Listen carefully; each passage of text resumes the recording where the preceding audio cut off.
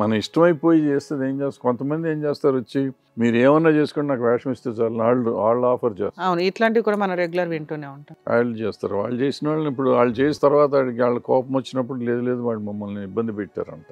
అది జరుగుతుంది, ఇది జరుగుతుంది. 100% ఇబ్బంది పెడుతున్న వాళ్ళు ఉన్నారు, 100% వాళ్ళంతటి వాళ్ళే వచ్చి మేము మీకు ఏమైనా చేసుకోండి అనే వాళ్ళు ఉన్నారు. అమ్మా ఇప్పుడు సీనియర్ సారే చెప్తున్నారు మీకు, యాక్చువల్గా ఇలాంటి ఫీల్డ్ ఎంచుకున్న వాళ్ళు ఎవరైనా కానీ హానెస్టీగా నిజంగా మీ దగ్గర టాలెంట్ ఉంటే పర్ఫెక్ట్ ఏవైతే ఉంటాయో ఏజెన్సీస్ త్రూ వాళ్ళ ద్వారా వెళ్తే ఇట్లాంటి కమిట్మెంట్లు గోంగూరలు ఏమీ ఉండవు. ఈ రెగ్యులర్గా అవి విని విని విని కంపల్సరీ కమిట్మెంట్ ఏమో అని ఇంత చిన్న వయసులోనే వచ్చేసి చిన్న చిన్న ఛాన్సులకి ఎవడో ఒకటి చేతిలో పడిపోయి వాళ్ళు అవి వీడియోలు తీసుకొని మిమ్మల్ని రెగ్యులర్గా బ్లాక్మెయిల్ చేసి ఇలా వృత్తిలోకి దింపడం అనేది జరుగుతుంది. దయచేసి అలా ఉండొద్దు. ఎందుకంటే క్యారెక్టర్ తర్వాతే ఏదన్నా కానీ, మనిషి ఆల్రెడీ తను తాను అమ్మేసుకున్న తర్వాత మీరు ఏ పొజిషన్లోకి వెళ్ళినా వేస్ట్. ఇంకొకటి మనం విన్నాం ఇప్పుడు సార్ దగ్గర, వాంటెడ్గా మేము కమిట్మెంట్ ఇస్తాము మాకు ఛాన్సులు ఇప్పించండి అని వెళ్ళి తర్వాత బ్లాక్మెయిల్ చేసే బ్యాచ్లు ఉంటారు అమ్మాయిలు. సో అట్లాంటి విషయాల్లో కూడా అవతల వాళ్ళు జాగ్రత్త పడాల్సిన సిచ్యుయేషను. ఇక్కడ మీరు బలైపోయి వచ్చిన వ్యవహారం కాబట్టి నిజంగా ఛాన్సెస్ టాలెంట్స్ ఉంటే కనుక ఛాన్సెస్ కోసం వెతుక్కో అవసరం. ఈ రోజున సోషల్ మీడియాలో ఛాన్సెస్ మీకు మీరే క్రియేట్ చేసుకొని సెలబ్రిటీలు అవుతున్నవి చూస్తున్నాం. సో ఇక్కడ మీ కేసుల విషయానికి వస్తే నాన్న నీది మరీ ఇంకా నేను వినలేకపోయి అసలు మాట్లాడాలన్నా నాకు ఇబ్బందిగా ఉంది. సొంత తల్లిదండ్రులే అమ్మేసిన సిచ్యుయేషన్ అంటే మేబీ 1-6 కేసులు మేము వింటూ ఉంటాం, కానీ నిజంగా ఇలాంటివి జరిగినప్పుడు మీరు పోలీస్ స్టేషన్కి వెళ్ళి కంప్లైంట్ ఇవ్వడం అనేది ఆ టైంలో చాలా సీరియస్గా తీసుకుంటారు. ఎవరన్నా ఒక పోలీస్ స్టేషన్ తీసుకోకపోతే మీరు ఏ ఎన్జిఓనో ఎవరినన్నా హ్యూమన్ రైట్స్ కమిషన్నో ఉమెన్స్ కమిషన్స్ ఉంటాయి, ఒక్క మెసేజ్ల రూపంలో కంప్లైంట్ ఫైల్ చేసిన మిమ్మల్ని ఆ టైంలో ప్రొటెక్ట్ చేసేవాళ్ళు.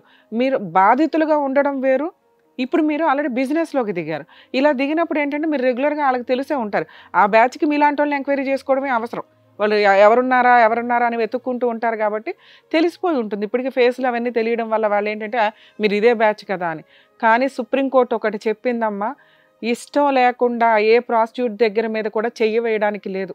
అర్థమవుతుందా? మీరు ఎంచుకున్న బిజినెస్ రాంగ్. మీరు ఇంకా చిన్న వయసులోనే ఉన్నారు. ఆ ఫీల్డ్ నుంచి బయటికి రావడానికి అవకాశం ఉంది. అలా రావాలనుకుంటున్నారా? మీకు ఏదైనా కష్టం ఉందా? బయటికి రావాలనుకుంటున్నాను. వచ్చేయండి. ఆ హాస్టల్లో మిమ్మల్ని కంటిన్యూ చేస్తున్నారా? నాకు అర్థం కావట్లేదు. వెళ్ళనియరు, కొడతారు. ఎందుకు? అది ఏం హాస్టల్? అది ఎక్కడ? ఏ ఏరియా అది? ఏంటది అసలు? నాకు విడ్డూరంగా ఉంది వినటానికి. ఓ ఏజెంట్ పట్టుకొని కూర్చున్నాడు, మీరు ఆ హాస్టల్లో నుంచి బయటకు వెళ్ళిపోతాను అంటే వాళ్ళు ఊరుకోరా? ఊరుకోరు మేడం. పారిపోతే ఏం చేస్తారు? పట్టుకుంటారా మిమ్మల్ని? పారిపోతాం, వాళ్ళ అండవరలోనే ఉండిపోతాం, దొరికిపోతాం ఎక్కడ వెళ్ళినా. ఇప్పుడు మీరు వేరే స్టేట్ వెళ్ళిపోయారు అనుకో, పట్టుకుంటారా మిమ్మల్ని? ఆటోమేటిక్ గా పట్టుకుంటాం అమ్మా. వాళ్ళ ఆధార్ కార్డులు అన్ని వాళ్ళ మళ్ళీ తీసుకోవచ్చు అప్లై చేసి, ఆ ప్రూఫ్స్ అన్ని వాళ్ళ దగ్గర ఉంటాయి. మీరు ఎక్కడికి వెళ్తున్నారు ఏంటి అనేది ఒక ఎంక్వైరీ నడుస్తానే ఉంటది.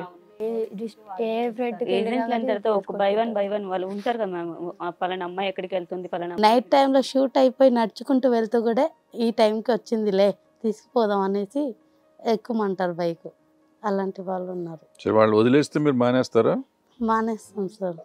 మానేసి మీరు ఏదైనా పని చేసుకుంటాం. ఎవరో ఏజెంట్ నెంబర్ ఇవ్వండి. నాకు అసలు కోపం ఒక రేంజ్లో వచ్చేస్తుంది, మాట్లాడలేకపోతున్నాను మీది చూసి. ఇంత దారుణంగా ఉందా? ఎవడు ఉన్నాడా అసలు? ఏజెంట్ గడు ఉన్నాడా? ఎవడా? ఆ నెంబర్ ఇవ్వండి, మాట్లాడతాను నేను ఒకసారి. ఏ పోలీసులు మీ మీద అసలు మీ కంప్లైంట్ ఇస్తే తీసుకోండి. ప్రాస్టిట్యూట్లు అంటే అంత చీపు లుక్ ఏమీ లేదమ్మా. మీరు వెళ్ళే విధానం ప్రాపర్గా లేకపోవడం వల్ల, నెక్స్ట్ మీరు భయపడటం వల్ల వీడేం చేస్తాడు వీడేం చంపేస్తాడు అన్న టెన్షనే కనిపిస్తుంది తప్ప, మీరు ఇక్కడికి రావడానికి వచ్చిన తర్వాత కూడా 1-10 సార్లు అడిగారట. ఎందుకు అంత భయపడాల్సిన అవసరం ఏంటి? ఇట్లనే ముందుగా దిశ దాంట్లో జరిగింది కదా మేడం ఇలాగా. ఇప్పుడు ఆమె మాట వినకపోతే పెట్రోల్ పోసి చంపేశారు, రేప్ చేసి. ఎలాగ మమ్మల్ని చేసి చంపేస్తే మేము ఎక్కడ ఏమైపోతాము? మీ న్యూడ్ వీడియోలు అవన్నీ వాళ్ళ దగ్గర ఉన్నాయా ఏమన్నా? ఉన్నాయి మేడం అనేసి మా భయం మాకుంది మేడం, అంతే. అయినా మరి యాక్చువల్లీ మేమైతే మాట్లాడవచ్చు. మీరు అతని నుంచి కట్ చేసి ఇవతలకి అనాలనుకుంటున్నారు, పోలీస్ స్టేషన్కి వెళ్ళి కంప్లైంట్ ఇవ్వాలి. నిజంగా మీరు ఇక నుంచి ఈ వృత్తి ఆపేసి ఇండివిజువల్గా ఏదైనా జాబ్ చేసుకుంటామంటే వాళ్ళతో మాట్లాడి వాళ్ళ మీద లీగల్ యాక్షన్ తీసుకోవడానికి మా టీం మేము రెడీగా ఉన్నాం. మీరు తర్వాత కూడా మళ్ళీ ఇది ఇండివిజువల్గా కంటిన్యూ చేస్తామండి అంటే మేము ఇంత మాట్లాడి వేస్ట్ కదా. ఎందుకంటే ఇట్లాంటివి చాలా సార్లు స్ట్రింగ్ ఆపరేషన్స్ చేసి రెడ్ హ్యాండెడ్గా పట్టుకున్నవి కూడా ఉన్నాయమ్మా. గవర్నమెంట్ కూడా ఇట్లాంటి వాటి మీద చాలా సీరియస్ యాక్షన్లో ఉంది. మీరు అంత భయపడాల్సిన అవసరం అయితే లేదు. ఇన్ కేస్ మేము మాట్లాడిన తర్వాత కూడా అతని వైపు నుంచి మీకు ఏదన్నా ఉంటే మా టీం అందుబాటులో ఉంటుంది. ఇమ్మీడియట్గా పోలీస్ స్టేషన్కి వెళ్ళి కంప్లైంట్ కూడా ఫైల్ చేద్దాం. ఇక్కడికి వీడు ఆగుతాడా లేదా, అలాగే మీరు ఆ హాస్టల్ వెకేట్ చేసేసి ముందు బయటికి రండి. మీరు ఏం జాబులు చూసుకోగలరో 10-15 డేస్లో చూసుకోండి. లేదా మాకు తెలిసిన వర్కింగ్ ఉమెన్స్ హాస్టల్స్ ఎన్జిఓస్ కొన్ని ఉన్నాయి, గవర్నమెంట్కి సంబంధించినవి ఉన్నాయి. అది ఖచ్చితంగా మీకు అక్కడ ఏదైనా ఒక జాబ్ రావడానికి అవకాశాలు ఉన్నాయి. అలా అని మళ్ళీ ఆ ఫీల్డ్లో మీరు ఈ రిప్రజెంటేషన్తో వెళ్ళొద్దు అని నా ఉద్దేశం. ఇప్పుడు వాళ్ళకి రిఫర్ చేస్తే ఏమని చేయాలి, మీరు ఇట్లా విక్టిమ్స్ బాధితులని చేయాలి. అదే మీరు ఇండివిజువల్గా చేసుకున్నారనుకో, మీరు ఈ విషయం ఎవరికీ చెప్పాల్సిన అవసరం లేదు. మేబీ మా లాంటి వాళ్ళకి మీరు తెలియదు, మీరు చెప్పుకుంటే తప్ప. అలా తిరిగిపోతు మొహాలకు మీరు తెలుస్తారేమో, ఈ పిల్ల ఆ పిల్ల ఈ బిజినెస్ చేసే అమ్మాయి అని. సో ఆ ఫీల్డ్ కాకుండా మీరు వేరే వాళ్ళ దగ్గర వేరే జాబులు చేసుకోవడానికి ఎంతవరకు అవకాశం ఉంటే ఇండివిజువల్గానే ఫ్రెష్గా స్టార్ట్ చేయండి అనేది నా ఉద్దేశం. మాట్లాడదాం ఒకసారి. మేము రిస్క్ తీసుకుంటాం, ఏం పర్లేదు. అది ఎంత పెద్ద మాఫియా అన్నా మాకుండే సర్కిల్స్ మాకుంటే మేము లీగల్గా ఎంత దూరం వెళ్ళగలగమో అంత దూరం వెళ్తాం. నిజంగా మిమ్మల్ని ఆ హాస్టల్ వెకేట్ చేయకపోతే మేము పోలీస్ స్టేషన్ కంప్లైంట్ ఇవ్వడానికి కూడా మా టీం రెడీ అవుతుందమ్మా. ఏం సార్, ఏం చేద్దాం? బెటర్ వెళ్ళి కంప్లైంట్ ఫైల్ చేయడం అనేది సీరియస్గా తీసుకుంటాం. ఒకసారి అతనితో మాట్లాడదాం. నెంబర్ ఇవ్వండి ఒకసారి మాకు. అమ్మ నెంబర్ చెప్పండి అమ్మా.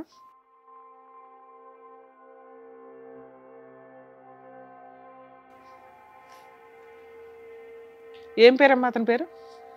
లక్ష్మీ నరసింహ. లక్ష్మీ నరసింహ. హలో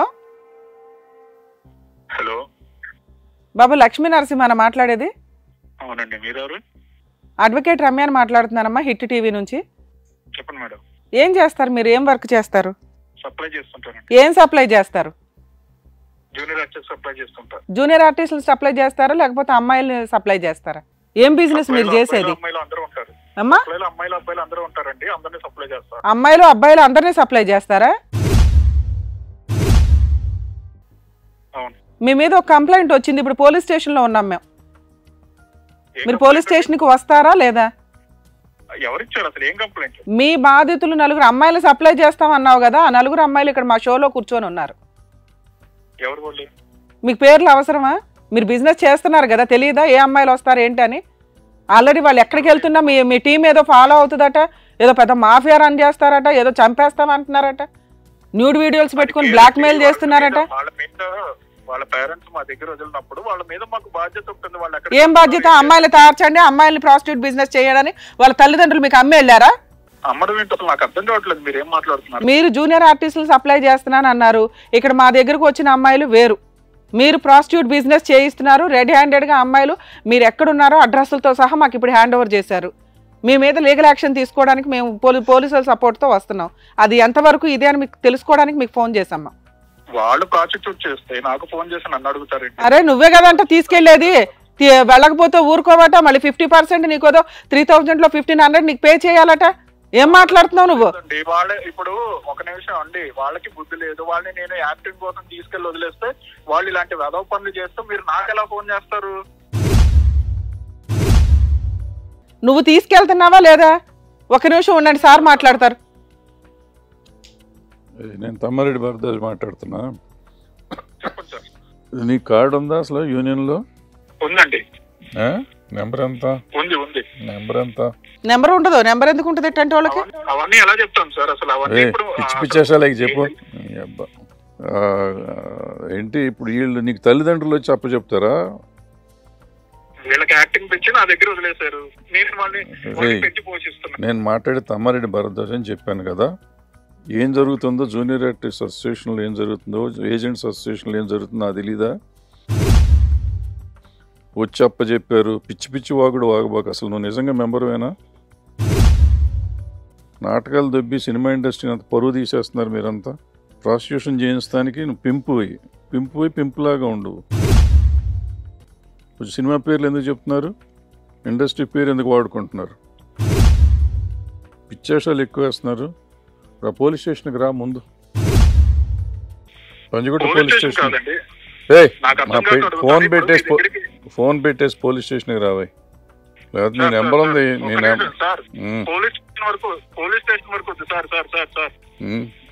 రాకపోతే ఎట్లా కుదురుతుంది? రా. పోలీస్ స్టేషన్ వరకు ఎందుకు సార్? చెప్పండి సార్. రాకపోతే పోలీసులు వస్తారు నీ దగ్గరికి. నువ్వు వస్తే రా, లేకపోతే వాళ్ళు వస్తారు. అవన్నీ వద్దులేండి సార్. నా వెనకాల ఉన్న పెద్ద పేర్లన్నీ వస్తాయి, అవన్నీ ఎందుకు? తొక్కలో పేర్లు ఎంత ఎవరో నీ వెనకాల ఉన్నదే ఎవడో మాఫియా, అది రండి బయటికి రండి, వాళ్ళందరూ రండి బయటికి. అందరూ వస్తారు, బయటకు వస్తారు. రా పోలీస్ స్టేషన్కి రా. సార్ ఇవన్నీ ఇక్కడతో వదిలేద్దాం, మీతో నేను పర్సనల్ గా మాట్లాడుతాను. మేము వదలం చెప్తున్నాను నీకు. ఎవడో నీకు వెనకాల ఉన్నది, ఎవడో మాఫియా. ఆ పిల్లల్ని చంపేస్తామని బెదిరిస్తున్నారంట, సోషల్ మీడియాలో పెడతాం అమ్మ న్యూడ్ వీడియోస్ అంటున్నారట. మీతో ఎవరు మాట్లాడారో తెలుసా? ఇప్పుడు ఎవరు మాట్లాడుతున్నావో తెలుసా? మేడం వాళ్ళ వీడియోలు నా దగ్గర ఉన్నాయన్నవి నిజం. ఇప్పుడు వాళ్ళు నాకు ఎదురు తిరిగి మీరు పోలీస్ స్టేషన్, నువ్వు ఇప్పుడు ఆ వీడియోలు తీసుకొని నువ్వు మేము చెప్పిన ఇప్పుడు ఆ అడ్రస్ కి షో దగ్గరికి రాకపోతే పంజాగుట్ట పోలీస్ స్టేషన్ లో నువ్వు కూర్చోవాలి. మేము ఆల్రెడీ సిఐతో మాట్లాడి నీకు ఫోన్ చేస్తున్నాం, ఎందుకంటే నీ వెనకాల ఎవడో ఉన్నాడు అంటున్నావు కదా, వాడిని కూడా లాగుతాం యువతలకి. ఏ పిల్లల జీవితాలు నాశనం చేస్తారు? వాళ్ళ అమ్మ నాన్న నీకు అప్పచెప్పారో తీసుకొచ్చి వాళ్ళ స్టోరీలు మొత్తం విన్నాం ఇక్కడ. మేము పిచ్చేషాలు వేస్తున్నారు, శవాల మీద తిండి సంపాదించుకుంటారా మీరు? వాళ్ళకు ఒళ్ళు కొవ్వెక్కి చేస్తున్నారంటావేంటి? ఏం తెలుసు నీకు వాళ్ళ గురించి? వాళ్ళ నిస్సహాయతను నువ్వు వాడుకుని బిజినెస్ చేసుకుంటావా? కాళ్ళు చేతులు పనిచేస్తున్నాయా లేదా నీకు? పిచ్చన డీల్ ఏంటి నీతో? నాకు డీల్ ఏంటి? పిచ్చ మాటలు మాట్లాడంటే చెప్పు తీసుకొని కొడతాను మళ్ళీ. ఆ అమ్మాయిలు నలుగురు ఇక నుంచి ఆ బిజినెస్ చేయము, మా ఇండివిజువల్ గా మేము బతుకుతాం అంటున్నారు. నువ్వు 5 minutes లో ఇక్కడికి వచ్చి నీ దగ్గర ఉన్న న్యూడ్ వీడియోస్ మొత్తం డిలీట్ చేసి వాళ్ళని ఫ్రీ చేయకపోయావంటే ఆ హాస్టల్ ఏంటో నీ వెనకాల ఉన్నవాడు ఎవడో మొత్తం అందరినీ లాగుతాను బయటికి. వస్తున్నావా లేదా ఇక్కడికి? వాళ్ళు ఇక్కడే ఉంటారు, నువ్వు వచ్చి మొత్తం అన్ని డిలీట్ చేయకపోతే నెక్స్ట్ పోలీస్ స్టేషన్ లోనే కూర్చుంటాం. సార్ వస్తాడు సార్, అతను వచ్చిన తర్వాత ఒకసారి మాట్లాడదాము. మాట్లాడిన తర్వాత ఎందుకంటే అతను ఫోన్లో చెప్పినంత మాత్రం మనం పంపించేస్తే వాళ్ళు ఆల్రెడీ న్యూడ్ వీడియోస్ ఉన్నాయి అతని దగ్గర, అవి డిలీట్ చేయకుండా మనకి కష్టం అవుతుంది. అమ్మ నిన్ను అసలు వాళ్ళతో పంపించాం. ఇప్పుడు అతన్ని పిలిపించి అతని షోలో నుంచుంటాడు. ఇన్ కేస్ లేదండి మాకు చాలా ప్రాబ్లం అవుతుందంటే మీ నలుగురు మమ్మల్ని నమ్ముకొని వచ్చారు కాబట్టి మిమ్మల్ని ఫ్రీ చేయాల్సిన బాధ్యత మాకుంది. సో మేము అతనితో మాట్లాడి మీ ఫొటోస్ వీడియోస్ అన్నీ డిలీట్ చేయిస్తాం. మీ ముందే అతనితో మాట్లాడి ఇక్కడ నుంచి మీ లైఫ్లో అతను ఇన్వాల్వ్ అవ్వడం అని రాయిస్తాను నేను. మీరు ఇండివిజువల్గా మాకు మాట ఇచ్చినట్లుగా ఇండివిజువల్గా హ్యాపీగా బతకడానికి చూడండి, కష్టపడి. ఇది కష్టం కాదు నాన్న. రేపొద్దుట మీకు ఏదైనా జబ్బులు వస్తే కనుక మిమ్మల్ని పట్టించుకునే వాళ్ళే ఉండరు. నీ మీద ఆల్రెడీ 2 పిల్లలు ఆధారపడి ఉన్నారు. ఈ ఫీల్డ్ అసలు కరెక్టే కాదు. సార్ చెప్పారు కదా, అసలు ఈ ఫీల్డ్లో అలా లేదమ్మా. ఉన్నవాళ్ళు ఇండివిజువల్గా వాళ్ళు ఇంట్రెస్ట్తో వెళ్ళిన బ్యాచ్ వేరు. ఇది అసలు ఎన్జిఓసే కదా. అతను నెంబర్ అడుగుతుంటే కూడా చెప్పట్లా, రిజిస్ట్రేషన్ నెంబర్ అడుగుతుంటే. మీకు ఇంతవరకు ప్రాపర్గా ఛాన్సులు ఇప్పించింది లేదు. అప్పుడైనా మీకు బలు వెలగాలిగా, ఈ పాటికి ఇరుక్కుపోయాం మేమని. ఎప్పుడన్నా కానీ ఇమ్మీడియట్గా ఇలాంటి సీన్లు జరిగితే పోలీస్ స్టేషన్లో కంప్లైంట్ ఇవ్వడం చాలా అవసరం. మీరు బిజినెస్లోకి దిగిపోయినాక అలా మాట్లాడుతున్నారని అంటున్నారు. పోలీస్ స్టేషన్లో కూడా ఎవరైనా అట్లా మాట్లాడితే దయచేసి హ్యూమన్ రైట్స్ కమిషన్ ఎన్జిఓస్ ఉంటాయండి కొన్ని, మీరు వాళ్ళకి కంప్లైంట్ ఇస్తే వాళ్ళు చాలా సీరియస్గా యాక్షన్ తీసుకుంటారు. ఒక పోలీస్ స్టేషన్లో ఒక్క వెధవే అలా ఉంటాడు కానీ అందరూ అలా ఉండరు.